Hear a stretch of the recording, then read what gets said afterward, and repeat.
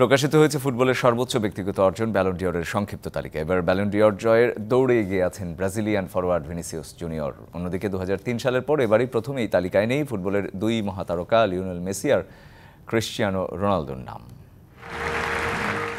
2008 থেকে 2017 Ballon d'Or মানেই ছিল ক্রিশ্চিয়ানো রোনালদো না হয় লিওনেল মেসি। এক দশকের একচ্ছত্র রাজত্ব শেষে দুইজনই ছেড়েছেন ইউরোপ, পাড়ি জমিয়েছেন দুই মহাদেশে। একজন মাতাচ্ছেন সৌদি প্রো লিগ, আরেকজন মাতাচ্ছেন যুক্তরাষ্ট্রের MLS। ফুটবলের সর্বোচ্চ ব্যক্তিগত স্বীকৃতির মঞ্চেও তাই লেগেছে পালা বদলের হাওয়া।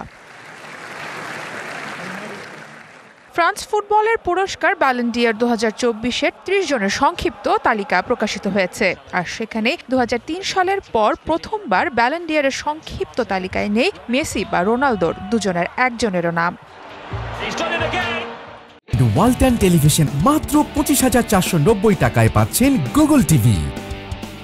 এবারের বর্ষসেরা ফুটবলারের এই পুরস্কার জয়ের লড়াইয়ে আছেন বেশ কজন তরুণ ফুটবলার। আছেন রিয়াল মাদ্রিদের ভিনিসিয়াস জুনিয়র, আর্জেন্টিনার বাজপাখি মার্টিনেজ ও ম্যানচেস্টার সিটির আর্লিং হালান্ডের মতো ফুটবলাররা। তবে এবারের ব্যালন ডিওর জয়ের দৌড়ে সবথেকে এগিয়ে আছেন ভিনিসিয়াস জুনিয়র। রিয়াল মাদ্রিদের হয়ে দারুণ এক মৌসুম কাটান এই ব্রাজিলিয়ান ফরওয়ার্ড। জিতেছেন Champions League, Spanish Super Cup ও লা লিগা।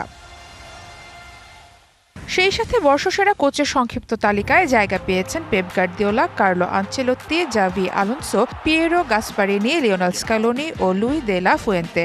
30 জনের সংক্ষিপ্ত তালিকাকে ছাঁটাই করে আগামী 28 অক্টোবর দেয়া হবে ব্যালন ডিওর পুরস্কার।